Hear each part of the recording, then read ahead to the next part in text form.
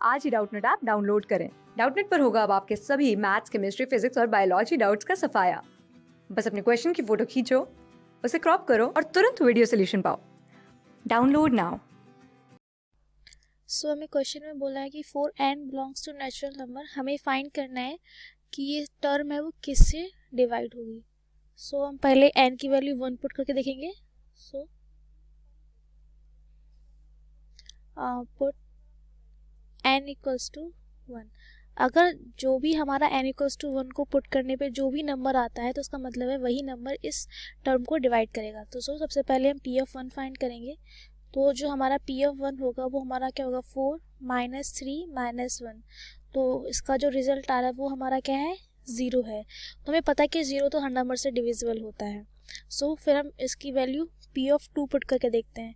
तो अगर हम p ऑफ 2 पुट करके देखेंगे तो जो हमारा रिजल्ट आएगा वो क्या आएगा, 4 raised to the power 2 minus 3 multiply by 2 and this is minus. Okay, so this is 16 minus 6 minus 1। तो जो हमारा यहाँ पे रिजल्ट आएगा 16 minus 7, so result is 9।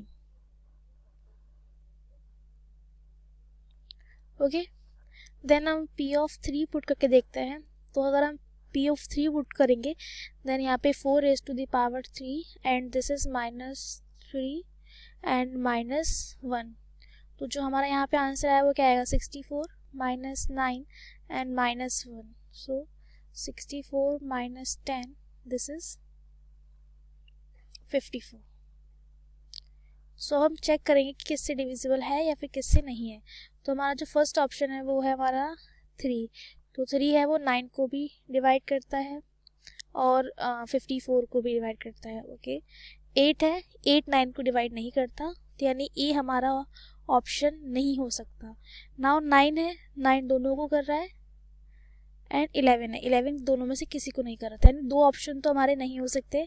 Then हम कंफ्यूज है 3 और 9 के बीच में। तो हमारा जो आंसर होगा, बिकॉज जब हमने p ऑफ 2 पुट किया तो हमारा जब मिनिमम मल्टीपल आया वो कितना आया, हमारा 9 आया। तो जो हमारा 9 ही वो फैक्टर है जो कि इससे डिवाइड करेगा, इस टर्म को डिवाइड करेगा। बिकॉज जो टर्म अगर जो टर्म 9 को डिवाइड कर रही है तो ऑब्वियसली है वो टर्म 3 से भी डिविजिबल होगी, because 3 is also factor of 9। तो अगर हम 9 के लिए चेक करते हैं तो हमने सबसे पहले अगर जो हमारा p ऑफ n है अगर वो p ऑफ 1 के लिए ट्रू है, देन हम मैथमेटिकल इंडक्शन का जो हमारा सेकंड स्टेप होता है वो क्या होता है कि हम p ऑफ k के लिए ट्रू करते हैं। हम मानते हैं कि वो टर्म है वो हमारी p ऑफ k के लिए भी ट्रू है। ओके, तो जो बेसिकली जो हमारी p ऑफ n है वो हमारा क्या है, तो हमारा जो p ऑफ n है वो हमारा है 4 raised to the power n minus 3 n, this is minus 1। Okay, तो हम चेक करते हैं। हमारा जो p ऑफ n है वो हमारा p ऑफ n क्या है, 4 raised to the power n minus 3 n and this is minus 1। तो अगर हम let we assume that p of n is true, let we assume that p of n is true for p of n is true for n equals to k, where k is some positive integer.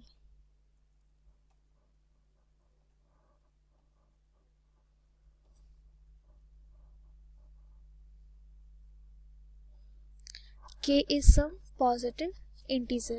Okay, this is not okay. This is positive integer. Okay, तो हम इसको true मानते हैं।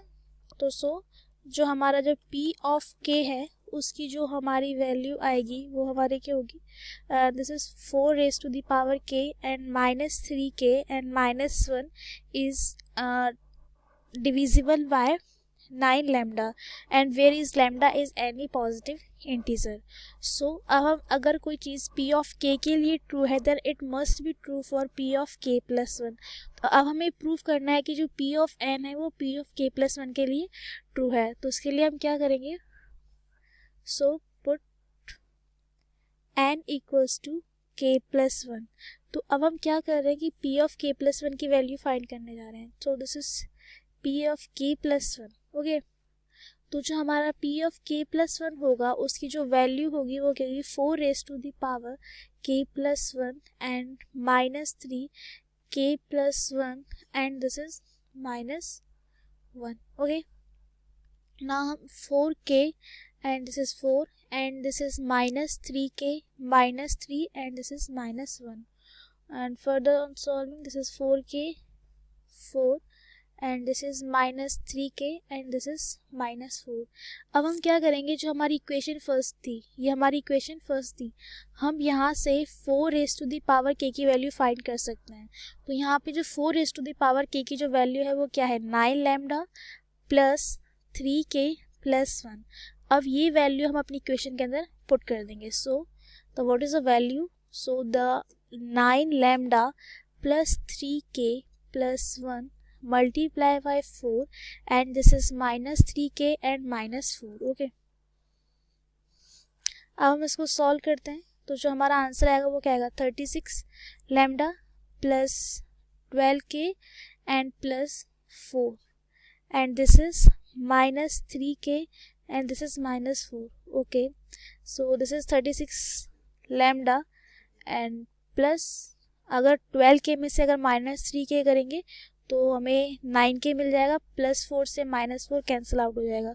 सो यहाँ से हम 9 common ले सकते हैं. तो यहाँ पे 4 लैम्डा प्लस k आ गया. तो हमने देखा कि जो p ऑफ k प्लस 1 है वो किससे डिविजिबल है, 9 से, बिकॉज 9 यहाँ पे एज अ कॉमन फैक्टर है तो हम उसको 9 से डिवाइड करेंगे, 9 से 9 कैंसिल आउट हो जाएगा. अगर कोई चीज़ p ऑफ k प्लस 1 के लिए ट्रू है then it must be true for p of k.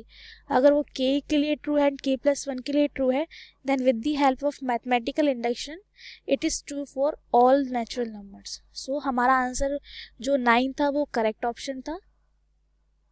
तो बेसिकली अगर ऐसे क्वेश्चन हमें एग्जाम में आते हैं तो उनकी सिंपल स्ट्रेटेजी ये होती है कि हम पहले हम टिक कर लेते हैं. So option 3 is the correct answer for this question. So अगर बेसिकली अगर हमारे एग्जाम में ऐसे क्वेश्चन आते हैं कि अभी ये टर्म किससे डिविजिबल होगी तो उसके लिए हम क्या करते हैं, सबसे पहले हम इसका p ऑफ 1 फाइंड करते हैं. देन p ऑफ 1 में जो भी वॉट एवर द टर्म आती है उसको देखते हैं कि ऑप्शन में वो किससे डिविजिबल है. अगर वो ऑप्शन में खुद से divisible then it is best. Otherwise अगर p ऑफ 1 हमारा 0 आता है देन हम p ऑफ 2 की तरफ मूव करते हैं. देन अगेन वहाँ से p ऑफ 2 और p ऑफ 3 की हेल्प से हम फाइंड कर लेते हैं कि कौन सा नंबर है जो इस टर्म को डिवाइड करेगा. So this is the strategy to solve the question. Okay, thank you for watching video. Class 6 से 12 से लेके नीट, IIT, JEE मेंस और एडवांस के लेवल तक 10 मिलियन से ज़्यादा स्टूडेंट्स का भरोसा. आज ही डाउनलोड करें डाउटनेट ऐप या व्हाट्सएप कीजिए अपने डाउट्स 8400 400 400 पर.